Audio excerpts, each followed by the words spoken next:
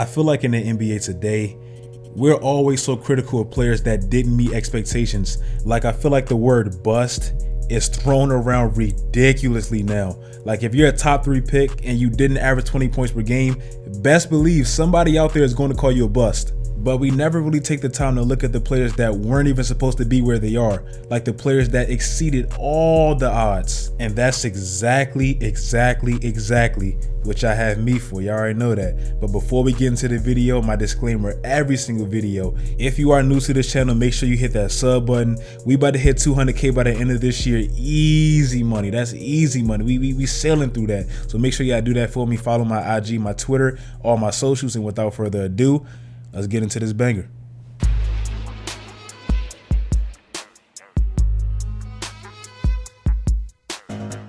Now, let that beat ride a little bit. Let that beat ride. That mother hard. Let that beat ride a little bit. One second. The first player I'm putting on this list is Draymond Green. I remember a video not too long ago of Draymond Green naming every single player that was drafted before him. It was super impressive because it was 34 players. He was a second-round pick. Obviously, with the type of fire and passion he has for the game, he used it as fuel and truly maximized all his talents. I think we all know Draymond Green isn't the most talented basketball player. He's not the biggest, he's not the fastest, he doesn't have the best handle, he's not to break you off the dribble and dunk and shoot and all that stuff like Paul George and all those other players. But two things he's always possessed: heart and a hell of an IQ. With those attributes alone, as a smaller player for his position, he was able to be a 3-time NBA champion, make 3 All-Star teams, make 5 defensive teams, and even pull a Defensive Player of the Year. I mean, for a guy that played all 4 years in college, which is extremely rare nowadays, undersized, lack of much offensive talents, I would say no question he overachieved. So shout out Draymond. Now next, Lou Williams. Lou Williams went from being a mid-second round pick to playing in the D-League for some time to probably becoming the greatest 6-man in NBA history. He was drafted by Philly, so he actually got to play next to a legend who actually gave him the advice of stay ready so you never have to get ready. If you actually look at Lou Williams' career and how he completely embraced that 6-man role, that is the most precise quote to define what he's done. I saw a tweet not too long ago where it was like this clown trying to make fun of Lou Williams because he comes off the bench, and he said this, and it was 100% correct. Last year, this man averaged 20 points in only 26 minutes, and he won his 3rd 6-Man of the Year trophy, tying Jamal Crawford for the most ever. Lou Will is easily one of the most scary scorers in the league because he's almost sneaky good. He's not too big, not too imposing, not too fast. He's just crafty and smooth as hell. Like, he literally gets anywhere he wants to go on the court, and he's only 6'1". So shout out Lou Williams, man. He made the most out of his career. And sticking with the smaller players, next on this list is Isaiah Thomas. I know his career hasn't really been going exactly how he would have liked it to, but let's not act like he didn't have an incredible run. Say what you want about him, but this man was the last pick in the entire NBA draft, like the exact last pick. Do you know, historically speaking, about 95% of last picks don't even make it past their first season if they make the team at all? Like, last picks are typically used as clout to go overseas and make a career like that, but they never really last in the NBA. Look up the past 10, 20 last picks and see how long they lasted if they even made the team. But Isaiah Thomas took that opportunity and made 2 All-Star teams, averaged almost 30, and was even in the MVP conversation in 2017.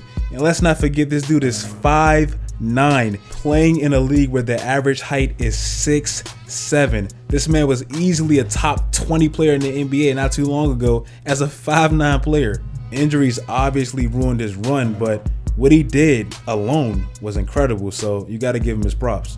Now next, Patrick Beverley. Patrick Beverley just got a contract worth about $13 million over the next 4 seasons. If you follow him on Twitter, after Woj kind of posted like a little shout out about his journey, he flat out said, "From the mud," which is 1,000% true.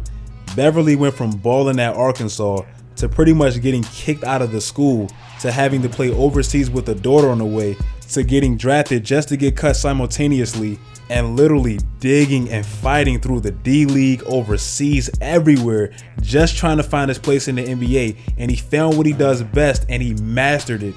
Obviously, he's not the tallest, he's not the most offensive guy, he's barely a starter, but he literally plays that annoyance role, and he does it better than anybody in the entire NBA. So, like him or not, he's a player that you wouldn't want to play against, but you damn sure want him on your team. So, shout out Patrick Beverley. Halfway through this list, but next, Jimmy Butler. I'm sure we probably all know his story by now. He was neglected by his biological parents. He wasn't a big high school recruit. And even when he got drafted, he wasn't really drafted to be the Jimmy Butler we know right now.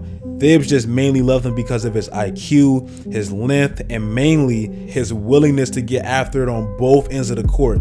We all know Tom Thibodeau loved defense, so drafting a player like Jimmy definitely fitted what he wanted with that Bulls team. Unfortunately, when Derrick Rose got injured, Jimmy Butler got a bigger role and displayed his talents, and he turned into an all-star, but that really wasn't why he was drafted.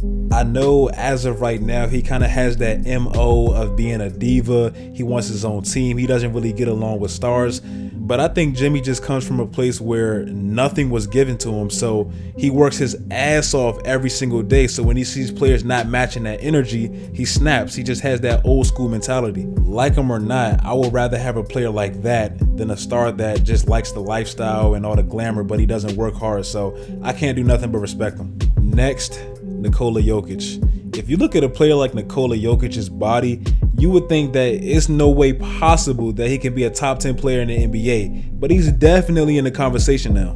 Jokic was about a mid-second round pick, and plenty of scouts passed on him because of the history of the European bust. Like a scout even said, he's going to be another soft Serbian like Darko Milicic, so he was clearly a project, but he was damn sure worth it. When he was drafted, he had all the obvious question marks. They questioned his body, his passion for the game, his defense, all this stuff. But he just led a Nuggets team to the second best record in the entire Western Conference, and he was 1 quarter away from a Western Conference final appearance, something that nobody predicted before the season started. And let's not forget, he did this as a big in a guard forward type of NBA right now, so that's rare in itself.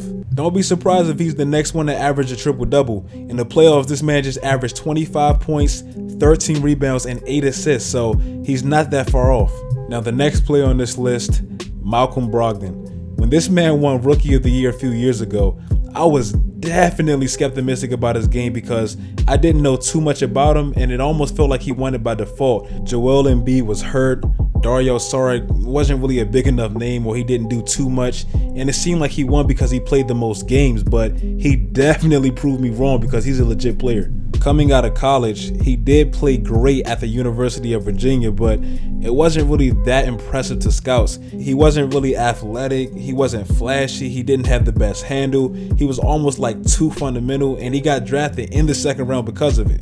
But looking back on it, it's almost like he's the perfect throwback point guard. Like a San Antonio Spurs Greg Popovich, they would love to have a Malcolm Brogdon on their team. He has a great IQ, he's at least willing defensively, he can hit threes consistently, and he's automatic from the free throw line.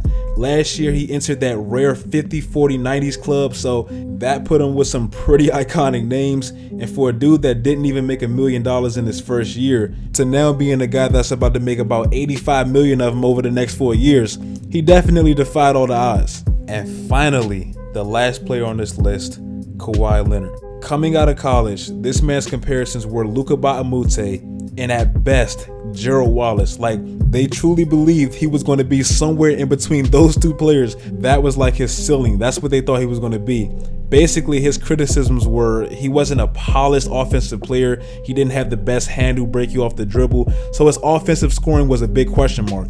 But fortunately for him, he landed in the perfect place to develop his game with San Antonio, and they groomed him into the player he is right now. Now he's so good offensively, he almost outshines his defense. It was a point where Kawhi, you couldn't really say his name without saying defense afterwards. That was almost like his last name because it was like attached. But now he's just Kawhi because he's just that damn good. He has all his accolades already with the All-Stars, Defensive Player of the Year, Finals MVP in 2 different conferences. If he wins anything with the Clippers, I mean, that's just icings on the cake because he already made his mark. So he definitely proved a lot of people wrong. So you can't do nothing but respect it.